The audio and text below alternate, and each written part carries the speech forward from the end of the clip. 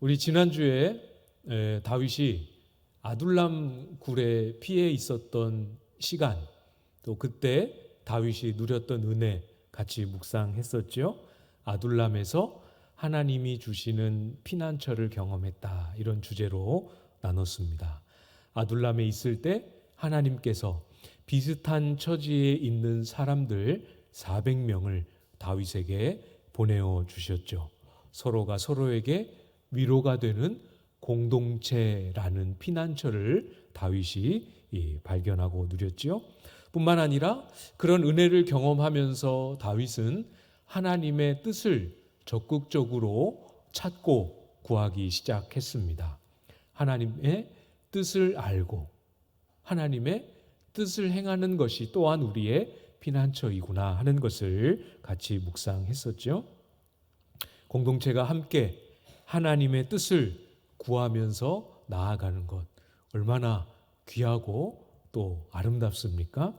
예수님께서 마태복음에서도 말씀하셨죠. 그런즉 너희는 먼저 그의 나라와 의를 구하라. 그리하면 이 모든 것을 너희에게 더하시리라.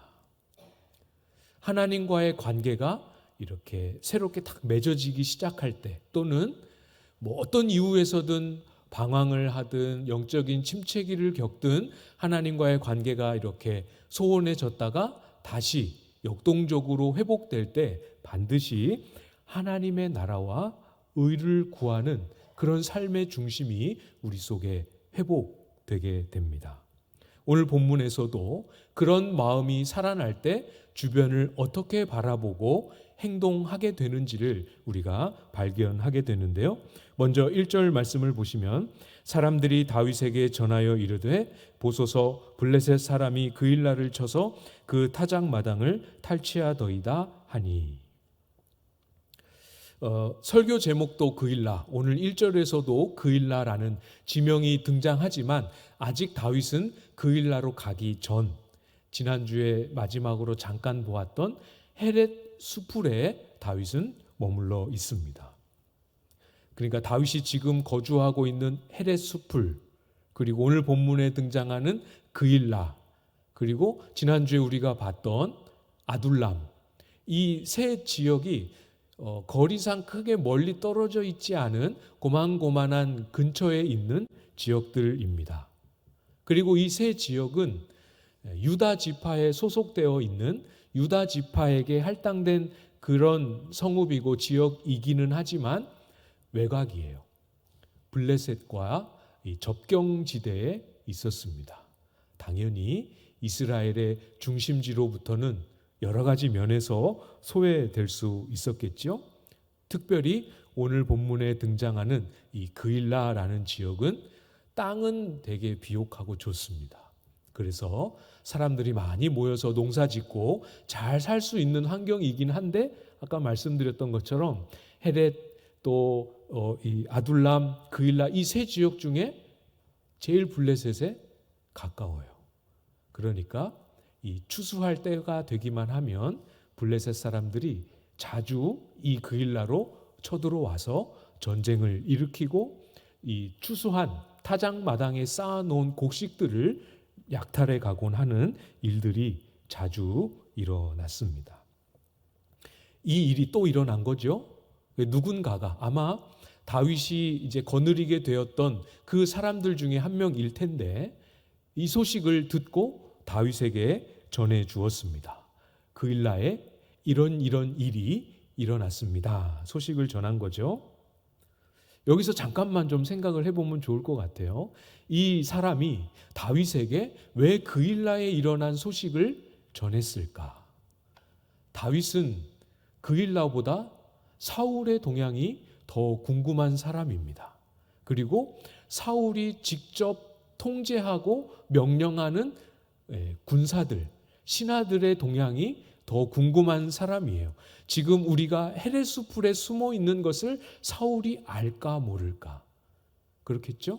알면 곧바로 쫓아올 테니까 얼른 피해야 하니까 다윗에게 제일 궁금한 것, 아니 어쩌면 유일하게 궁금한 것은 지금 우리의 거처를 사울이 아느냐 모르느냐이지요. 그런데 관심도 없는 그일라 사람들이 블레셋에게 약탈을 당하고 있다는 소식을 다윗에게 굳이 알린 이유가 뭐겠습니까?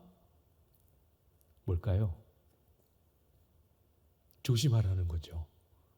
피하라는 말입니다. 말씀드렸던 것처럼 이 헤렛 수풀도 그일라보다는 조금 더 떨어져 있지만 그래도 블레셋 접경 지역 중에 한 곳입니다. 조금 더 안쪽으로, 조금 더 안전한 곳으로 피해서 이 블레셋 사람들이 그일라를 치러 들어온 그것에 의해서 우리도 블레셋으로부터 공격을 당하거나 아니면 이 전쟁으로 인해서 우리의 위치와 우리의 숨은 지역이 노출되지 않도록 조금 더 안전을 도모해야 하지 않겠습니까? 라고 말하진 않았지만 그렇게 말하지 않아도 알만한 상황을 전제하고 이 내용을 다윗에게 전했습니다. 실제로 그런 상황이에요. 조금 더 안전한 곳으로, 조금 더 사람들의 눈에 띄지 않는 곳으로 숨어 들어가는 것이 훨씬 더 지혜로운 상황입니다. 그러나 이 사람이 전해준 그일라에서부터 온 이 소식이 다윗에게는 다르게 들렸습니다. 내용은 똑같죠. 똑같은 사실인 건 틀림없지만 다윗의 마음에는 다르게 들렸습니다. 다윗의 마음이 어디에 있고 다윗의 관심, 다윗의 소원, 그의 열망이 어디 있느냐에 따라서 똑같은 사실이어도 완전히 다른 의미가 됩니다. 어떤 사람들에게는, 아니 다윗을 제외한 대부분의 사람들에게는 블레셋 사람들이 그일라를 공격했습니다라는 이 소식은 어서 빨리 더 안전한 곳으로 도망쳐야겠습니다라는 의미로 들렸겠지만 다윗에게는 블레셋 사람들이 그일라를 쳐들어왔다라는 소식이 내가 저들을 도와야 하나? 그일라를 도와서 블레셋과 싸워야 하나? 하는 생각을 품게 만드는 것이죠. 누군가에게는 안전을 도모하라는 경고의 메시지로, 누군가에게는 그들을 도와야 하는 것 아닌가 하는 부르심의 메시지로 들리게 됩니다. 먼저 그의 나라와 의를 구하려는 그 삶의 중심이 잘 살아있으면 똑같은 내용도 달리 들리겠죠? 하나님 나라의 관점에서, 하나님의 뜻과 하나님의 의를 이루는 관점에서 내용이 달리 보이고 달리 들릴 수 있지 않겠습니까? 다윗이 지금 그러한 상황입니다. 하나님께서 아둘람에서 다윗에게 400명의 사람을 붙여주셨습니다. 이것은 다윗에게 큰 위로가 되기도 했고 큰 전환점이 되기도 했습니다. 다윗은 하나님이 자기에게 400명의 사람을 붙여주신 이 일을 바라보면서 이들과 함께 하나님이 나로 하여금 감당하게 하실 일이 있으시겠구나라고 생각했습니다. 그래서 그때부터 하나님의 뜻이 무엇이고 하나님이 나에게 뭘 명령하시고 뭘 기대하시는지를 더 뚜렷하고 적극적으로 찾아 나서기 시작한 거죠. 정말 그렇습니다. 우리가 간구를 했던, 간구를 하지 않았던 하나님이 우리에게 어떤 모양이든 은혜를 베풀어 주시죠. 은혜의 손길이 우리의 삶에 딱 닿을 때 얼마나 감동이 됩니까? 하나님이 나를 이렇게 기억하시고 나를 이렇게 들으시고 나의 필요를 이렇게 채우시는구나. 하나님이 나를 위하여 이렇게 행하셨구나 생각합니다. 물론 맞죠? 그러나 우리는 거기서 한 걸음 더 나아가야 합니다. 나를 위하여 이런 은혜를 베푸신 것 틀림없이 맞지만 한 걸음 더, 무엇이 한 걸음 더겠습니까?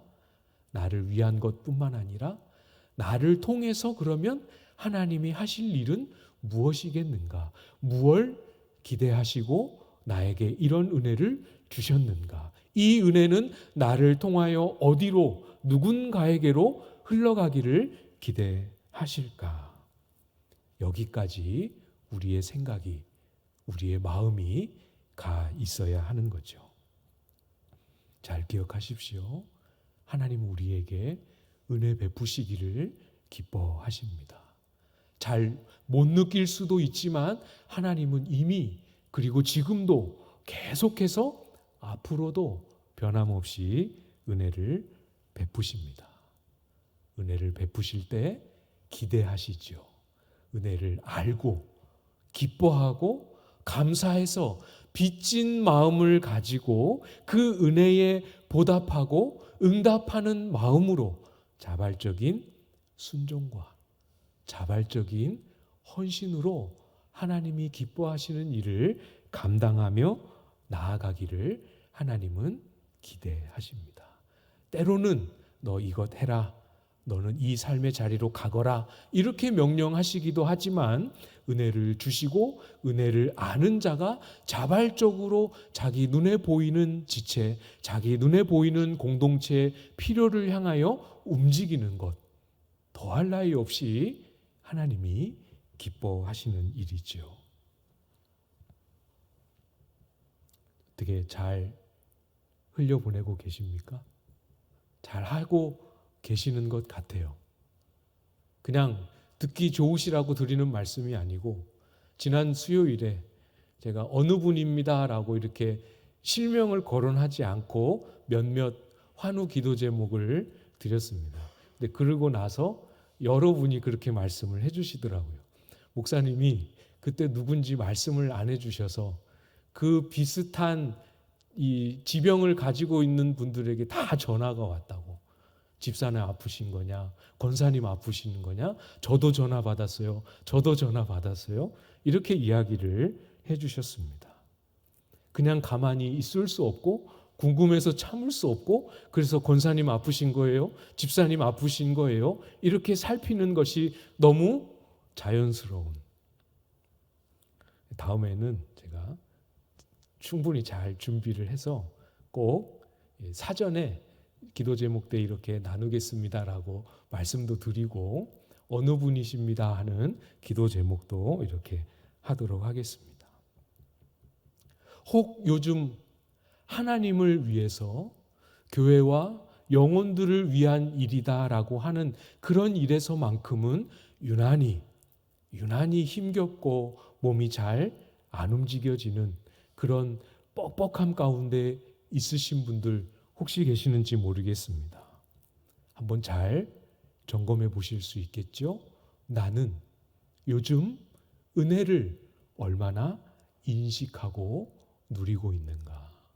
이미 하나님이 주신 그 무한한 은혜의 샘물을 날마다 길어 올리면서 얼마나 감격하고 또 감사하며 살고 있는가 점검해 보시면 아마도 은혜에 대한 감사와 은혜에 대한 이해가 많이 내 마음속에 식어져 있구나 하시는 분들 많이 있으실 거예요.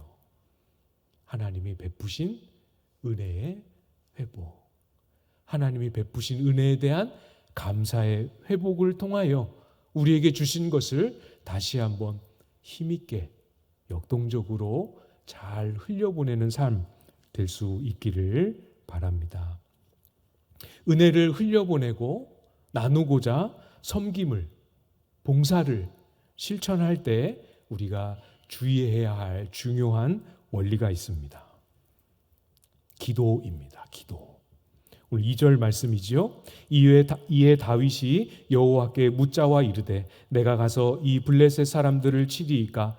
여호와께서 다윗에게 이르시되 가서 블레셋 사람들을 치고 그일라를 구원하라 하시니. 그일라 사람들에 관한 소식을 듣자마자 다윗은 곧바로 하나님께 엎드렸습니다. 여쭈었죠. 하나님의 뜻이 무엇인지, 내가 블레셋 사람들과 싸우러 가는 것이 하나님의 뜻이 정말 맞는지 확인하는, 하나님의 뜻을 묻고 확인하는 형태의 기도입니다. 문자 그대로 정말 하나님, 제가 그렇게 하는 게 하나님의 뜻에 맞습니까? 그렇게 하는 것이 하나님 기뻐하시는 일 맞습니까? 그 내용을 하나님의 뜻을 확인하고 알려는 의도도 들어 있습니다.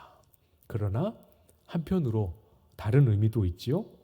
지금 이 상황에서 블레셋과 싸움을 하러 가는 것이 결코 쉬운 일이 아니기 때문에 그렇습니다.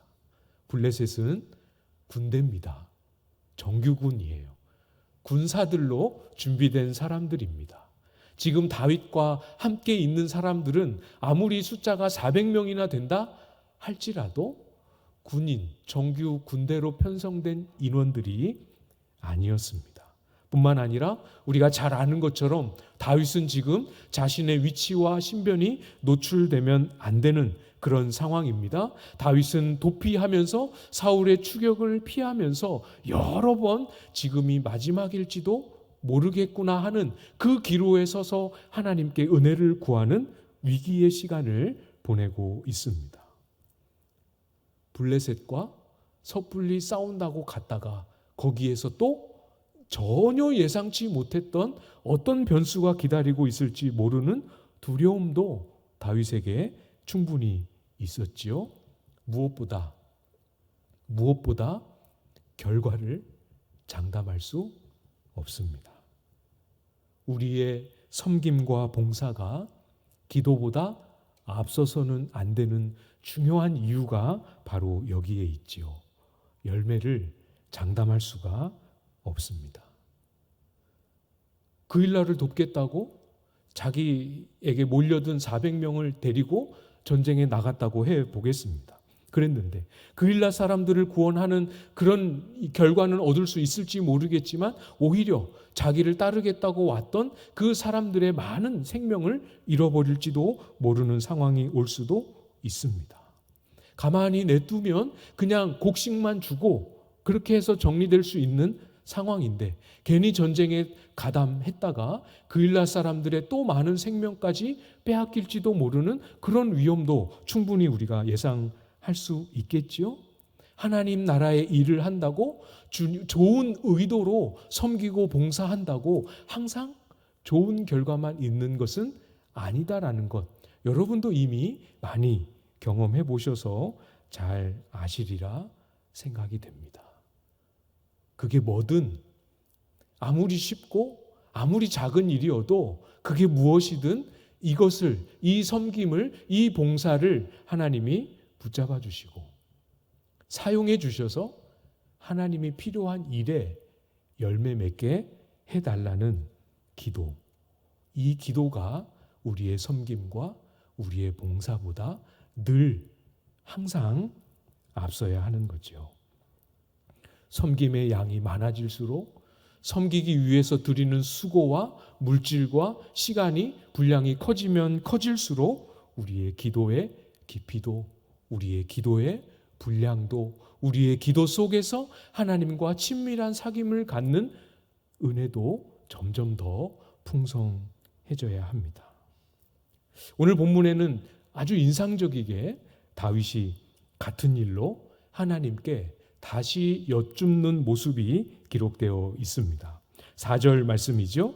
다윗이 여호와께 다시 묻자온데 여호와께서 대답하여 이르시되 일어나 그 일나로 내려가라. 내가 블레셋 사람들을 내 손에 넘기리라 하신지라. 똑같은 질문을 하나님께 다시 여쭙습니다. 왜 똑같은 질문을 다시 했는지는 우리가 지나왔지만 3절에 잘 기록되어 있지요. 아무리 봐도 어려운 일입니다. 가만히 숨어 있는 것도 두려운 일인데 공식적으로 그 신변을 노출하고 블레셋 사람들과 전면전을 벌인다. 너무 위험 부담이 크고 승산도 별로 있어 보이지 않습니다. 지금의 상황에 그렇게 딱 맞는 행동 같아 보이지도 않습니다. 결정적으로 공동체의 반대도 있습니다. 다윗의 사람들, 함께하는 그 식구들이 두려움에 사로잡혀 있죠.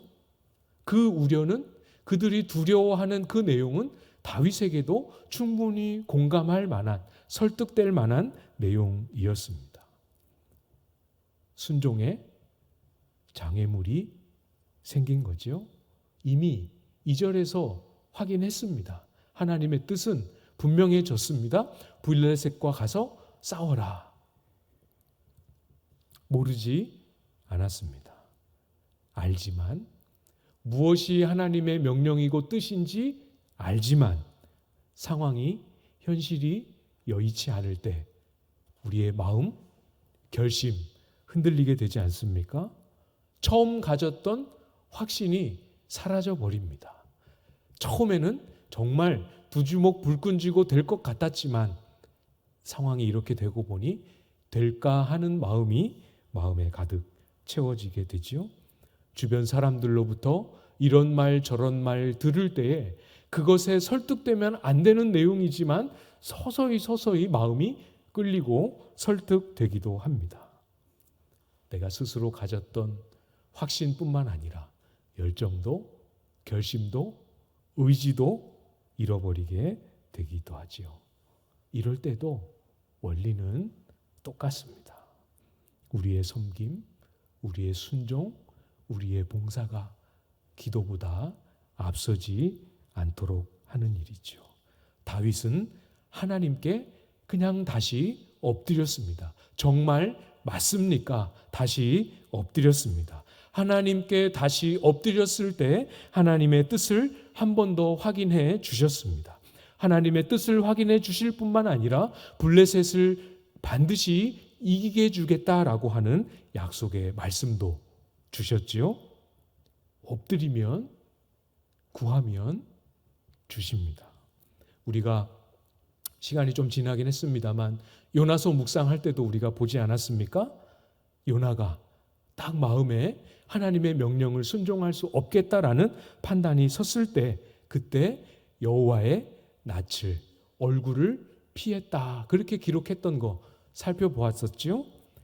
어떤 장애물을 만나든 그게 내 속에 있는 내 한계로 인한 장애물이든 주변 상황에서 외부에서 온 장애물이든 무엇이든지 간에 부딪히면 하나님 앞으로 나아가서 엎드려야 합니다.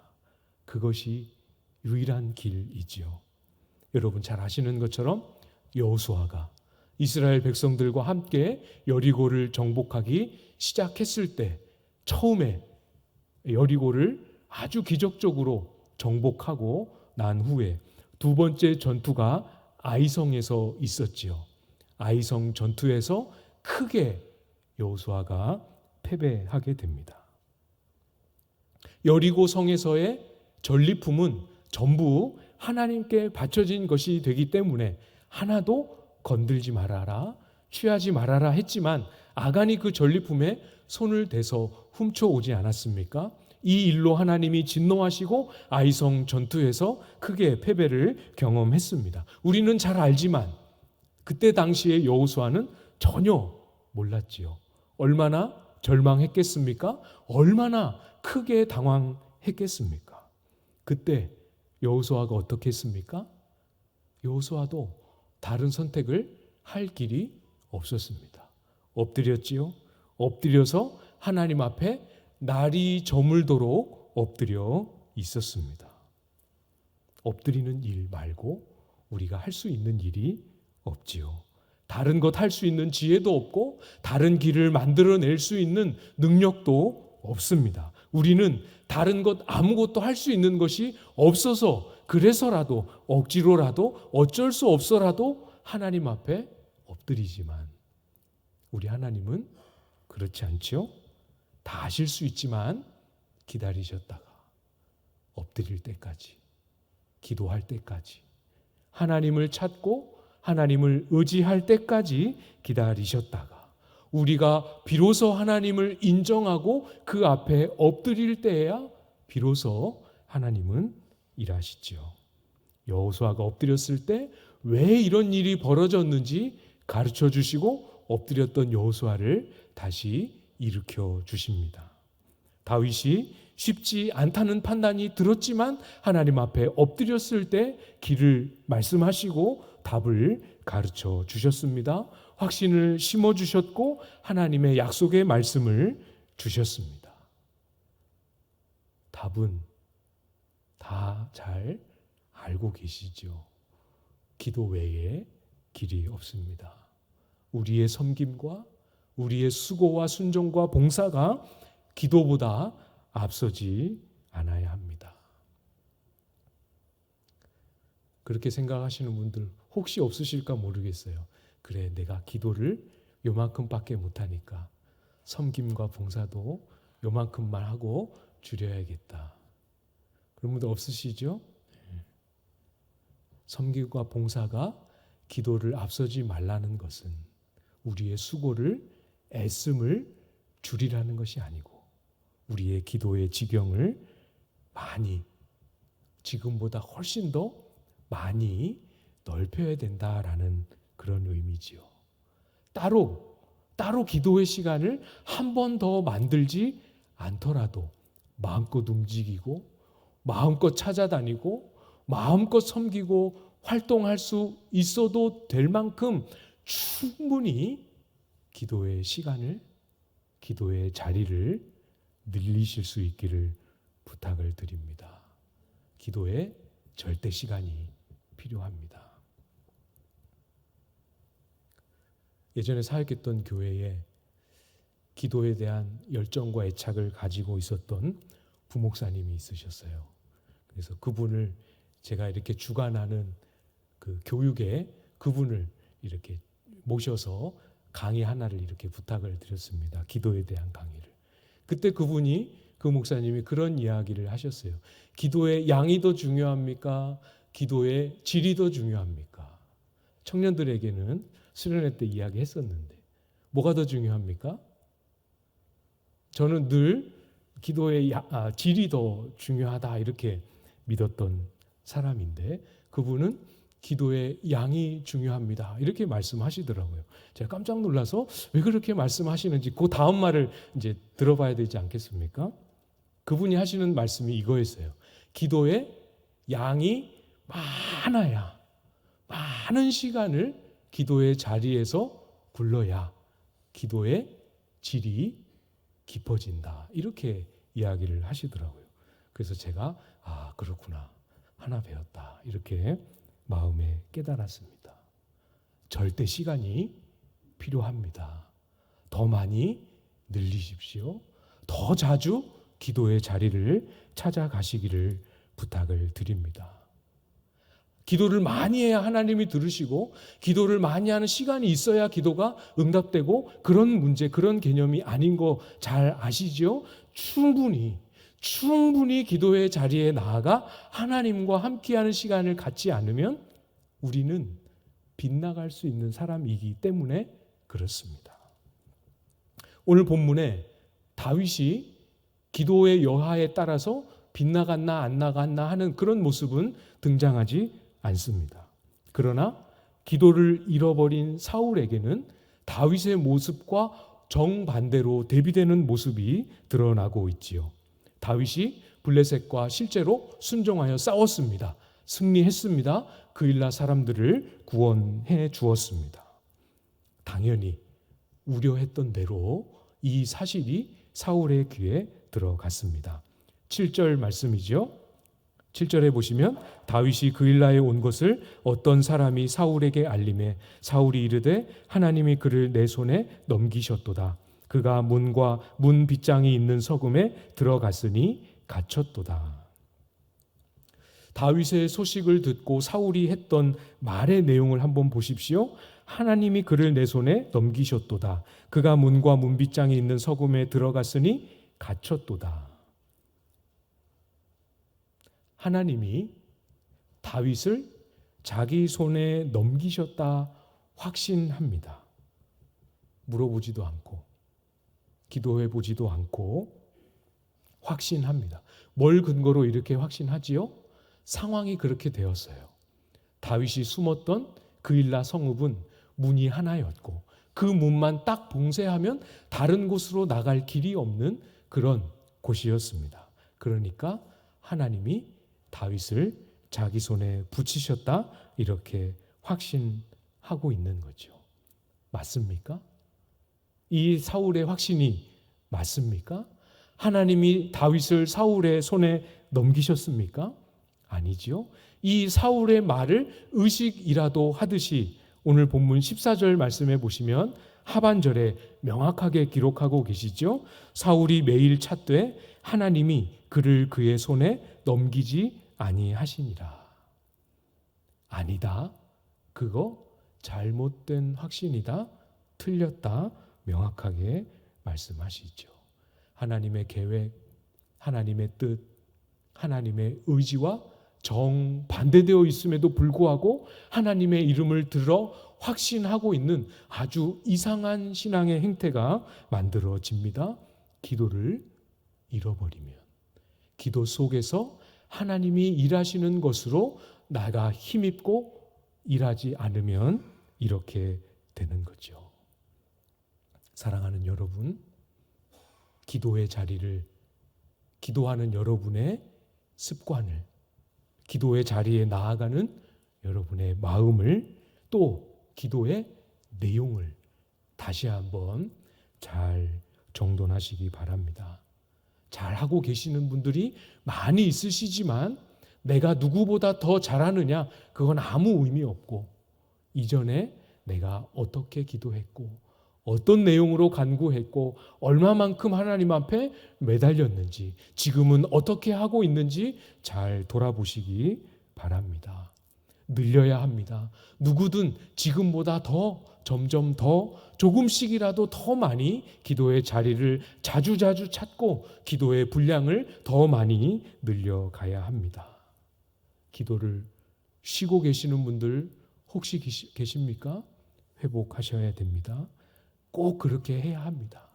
그래야 우리의 삶이 하나님이 함께 일하시는 흔적으로 채워지게 되는 거죠. 기도의 내용도 먼저 그의 나라와 의를 구하는 내용으로 정돈하고, 기도의 횟수도 습관도 기도의 시간도 정돈하며 만들어가는 그런 과정을 신실하게 감당할 때 내가 기도의 지경을 조금씩 넓혀가는 것 말고 내 기도에 하나님이 오셔서 행하시는 일이 일어나고 경험되지요. 기도 중에 나를 보게 하시고, 기도 중에 나를 바꾸시고, 기도 중에 하나님의 뜻을 알게 하시고, 기도 중에 죄를 깨닫고 회개하고 돌이키게 하시는, 기도 중에 한계를 넘어서게 하시는 이런 일들이 우리의 기도의 지경을 넓힐 때마다 우리의 삶에 부어지게 되는 겁니다. 함께 하나님이 마음껏 일하시도록 우리의 기도의 지경을, 분량을, 내용을, 습관을 더 온전하게 만들어가는, 그래서 기도 중에 이렇게 하나님이 일하셨구나 하는 간증과 고백이 넘쳐나는 저와 여러분들, 그리고 우리 광안제일교회가 될 수 있기를 주님의 이름으로 축복합니다.